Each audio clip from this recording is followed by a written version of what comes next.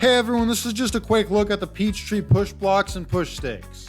This is the set of 5, and there's some great beginner push blocks. They're made out of a plastic and are relatively strong. This one's a little bendy because it's so long, and this one too, but unless I try and snap them apart, I don't see them breaking. The push blocks have a 3/16 inch foam pad on the bottom to grip onto the wood. But a big problem is the pads aren't as grippy as I would have liked, and if you don't apply enough pressure, they slip a little. But I kind of found a fix for this. I just used a bandsaw and cut some lines into the foam, and now they grip on a bit better.